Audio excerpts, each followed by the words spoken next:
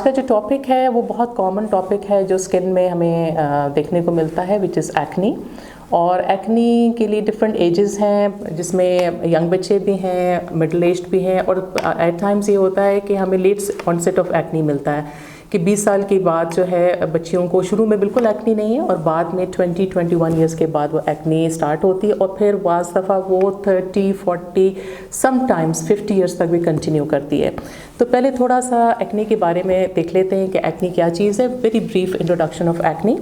Acne basically इसके different factors होते हैं और जो सबसे कॉमन फैक्टर है वी ऑल नो कि इसके over secretion of sebaceous gland होती है, जिसकी वजह से एक्सेसिव ऑयल प्रोडक्शन होता है, फिर वहाँ पे क्लॉगिंग होती है, वहाँ पे फ्री फैटी एसिड्स बनते हैं और बैक्टीरिया आता है और फिर आपके पस्ट्यूल्स बनते हैं और आपको एक्नी हो जाती है। इसमें इसके अलावा कुछ और फैक्टर्स भी हैं जिसमें प्री मेंस्ट्रुअल है, बाज़ दफ़ा आपके हार्मोन्स आगे पीछे होते हैं जिसकी वजह से आपको एक्नी हो जाती है। ऑक्यूपेशनल एक्नी भी एक चीज़ है कि आप जिस एनवायरनमेंट में काम कर रहे हैं वहाँ पे कोई ऑयल है, बाकी चीज़ें हैं, गर्मी है, ह्यूमिडिटी है, तो उसकी वजह से भी आपको एक्नी हो जाती है। स्ट्रेस बहुत बड़ा फैक्टर है कि उसमें भी एट टाइम्स अगर आपका एग्ज़ाम्स हैं या वैसे कोई स्ट्रेस में है तो आपकी एक्नी बढ़ सकती है। जो इम्पॉर्टेंट चीज़ें हैं टू अंडरस्टैंड इन एक्नी के बहुत सारे मिथ्स हैं कि जी एक्नी खुद ही ठीक हो जाती है, बच्चियां बड़ी होंगी तो एक्नी आपकी कवर हो जाएगी, शादी हो जाएगी तो एक्नी ठीक हो जाएगी। बाज़ दफ़ा हम सेल्फ ट्रीटमेंट्स भी करते हैं, तो इट्स वेरी इंपॉर्टेंट को एक्नी को एक प्रॉपर डर्मेटोलॉजिस्ट को दिखाएं और उसको डिसाइड करने दें कि आपकी एक्नी कैसी है।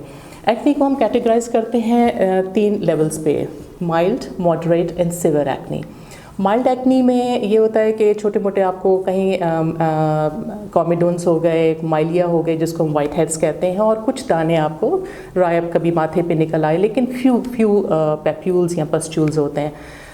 इसको हम माइल्ड एक्नी की कैटेगरी में लेके आते हैं। इसके बाद मॉडरेट एक्नी होती है जिसके अंदर आपके क्रॉप्स निकलते हैं, कॉलोनाइजेशन हो जाती है, 8-10 दाने आपके इकट्ठे निकल आए, आपका कभी माथा कवर हो गया और कभी बिल्कुल क्लियर हो जाता है और कभी आपको दाने आ जाते हैं, तो ये इसको हम मॉडरेट एक्नी कहते हैं। जो सबसे ज़्यादा प्रॉब्लमेटिक एक्नी है that is severe acne. Severe acne में होता है कि इट्स ऑल्सो कॉल्ड नोडुलोसिस्टिक एक्नी। आपके मोटे मोटे गढ़ बनते हैं, सिस्ट बनती हैं, नोड्यूल्स बनते हैं और ये बेतहाशा दाने निकल रहे होते हैं।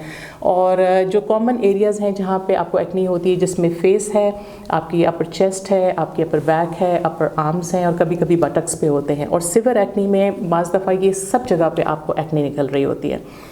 अब हम इसके ट्रीटमेंट्स पे आते हैं और ट्रीटमेंट को भी हम इसी तरह कैटेगराइज करते हैं, mild, moderate, severe. Mild acne जिनको होती है उनको हम ट्रीटमेंट्स में ज़्यादातर टॉपिकल्स बताते हैं, जिसमें आपके पास फेस वॉशेस होते हैं, salicylic acid containing face washes. फिर आपको कहते हैं कि क्लेंस रखें फेस को, आप उल्टे सीधे कॉस्मेटिक्स ना लगाएं, रात को सोएं तो फेस को अच्छी तरह वॉश करके सोएं, सन ब्लॉक लगाएं, हाइड्रेट करें अपने आप को, एंटीऑक्सीडेंट्स लें। तो सिंपल चीज़ें हैं जो आपके जिसमें आपको दवाइयों की ज़रूरत नहीं पड़ती, खाने की दवाइयों की, तो हम इन्हीं चीज़ों से इसको कंट्रोल कर लेते हैं और ज़्यादा ज़रूरत पड़े तो कुछ एंटीबायोटिक लोशंस दे दिए जाते हैं और एक्नी से कंट्रोल हो जाती है। मॉडरेट एक्नी जब होती है, हमें लगता है कि कॉलोनाइजेशन हो रही है, पेशेंट भी अपसेट हो रहा है, स्किन भी रेड हो रही है, दाने भी बहुत निकल रहे हैं, तो उसके अंदर हम डॉक्सीसाइक्लिन्स, माइनोसाइक्लिन्स या टेट्रासाइक्लिन्स ऐड करते हैं अलॉन्ग विद ऑल द जो टॉपिकल कंडीशंस आपको और टॉपिकल ट्रीटमेंट्स आपको दिए हैं। थर्ड जो है, जो सिवियर एक्नी है, that is acne I really wanted to discuss. Basically ये जब आपको नज़र आने लगे, चाहे वो बच्ची यंग है या 20s में है या 21 में है या लेटर एज में, जब भी आपको लगे कि एक्नी में सिस्ट बन रहे हैं, आपके नोड्यूल्स बन रहे हैं, तो प्लीज़ कंसल्ट अ डर्मेटोलॉजिस्ट, क्योंकि ये वो एक्नी है जो सारी उम्र इमोशनली आपको स्कार कर देगी। क्योंकि इसकी हीलिंग जब होती है तो ये आपके डीप डिप्रेस्ड स्कार्स बनते हैं। और despite of all the aesthetic treatments that we have, लेकिन अभी तक जो कुदरत ने आपको स्किन दी होती है ना, वो आपकी ठीक नहीं हो सकती।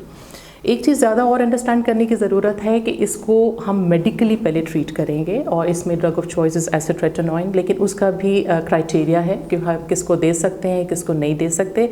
आपके लिए इम्पॉर्टेंट है कि please go to the dermatologist, let him assess you and let him guide you, क्योंकि दिस इज़ द टाइम, क्योंकि अगर आपने इसमें देर की तो आपके जो स्कार्स हैं वो सारी उम्र के लिए आपको हॉन्ट करेंगे। ट्रीटमेंट्स में अगर हम आते हैं along with the medical treatments, तो इसमें माइक्रोडर्माब्रेशंस हैं जिसमें 2 तरह की होती हैं, जिसमें हम डायमंड पील है और एक हम करते हैं जो क्रिस्टल्स के साथ करते हैं। इसमें क्या होता है कि स्ट्रैटम कॉर्नियम को हम अब्रेट करते हैं सुपरफिशियली, और उसके साथ सक्शन होती है जिसमें आपके कॉमेडोन्स, आपके ब्लैक हेड्स, वाइट हेड्स और डिब्री जो है आपका, वो basically it is unclogging of the pores, और पोर्स आपके क्लियर हो जाते हैं तो क्लॉगिंग भी खुल जाती है, तो आपकी एक्नी बेहतर हो जाती है। दूसरे ट्रीटमेंट्स जो है इसमें हाइड्रोफेशियल्स आ जाते हैं, वो भी इसीलिए अच्छा, बहुत सारे ऐसे लोग होते हैं जो सिवियर एक्नी के साथ होते हैं और चाहते हैं कि ट्रीटमेंट्स कर दिए जाएं। तो इस चीज़ को अंडरस्टैंड करना बड़ा ज़रूरी है कि जब तक आप एक्नी को सोर्स से ट्रीट नहीं करते, ट्रीटमेंट्स का फ़ायदा नहीं है। क्योंकि अगर आप ट्रीटमेंट में थोड़ा बहुत आपकी स्किन बेहतर भी हो गई, लेकिन अगर आपकी दोबारा उसी तरह के नोड्यूल्स और सिस्ट बन रही हैं तो कोई फ़ायदा नहीं है, फिर आप वहीं पहुँच जाएंगे जहाँ पे थे। इसमें लेज़र्स भी यूज़ होती हैं ट्रीटमेंट्स के लिए, जिसमें फ्रैक्शनल CO2 लेज़र है, माइक्रोनीडलिंग विद PRP भी किया जाता है, स्कार रिविजन्स भी की जाती हैं। ये सारे ट्रीटमेंट्स हैं, लेकिन after treating the acne medically, तो प्लीज़ कंसल्ट योर डॉक्टर। क्योंकि बहुत से लोग जो सिवियर एक्ने के साथ होते हैं उनमें ये मिथ है कि जी एसिट्रेटिनोइन जो है बहुत ख़तरनाक दवाई है। ठीक है, दवाई बहुत ख़तरनाक ज़रूर है, लेकिन आपकी एक्ने से ज़्यादा ख़तरनाक नहीं है। लेकिन ये आपको समझने की ज़रूरत है कि डूज़ एंड डोंट्स इसके होते हैं। If it is given by a doctor जो आपके साथ बैठे, आपको एक्सप्लेन करे दवाई के बारे में, फिर हमें ये देखना होता है कि लड़की मैरिड है, अनमैरिड है, और बहुत बेहतर होता है कि लड़की अगर अनमैरिड है, उसकी शादी में अगर 6-8 महीने हैं, तो प्लीज़ आप कंसिडर करें कि ये ट्रीटमेंट, क्योंकि एक दफ़ा लाइफ टाइम में आप इसको ट्रीटमेंट दे देंगे तो most of the time acne आपको दोबारा नहीं होती, and then you can work on the skin. So my message to all the young females and males is that please do not take your acne lightly. Let the doctor decide. Go to the proper dermatologist, sit with him and let him decide कि आपको किस तरह का treatment चाहिए।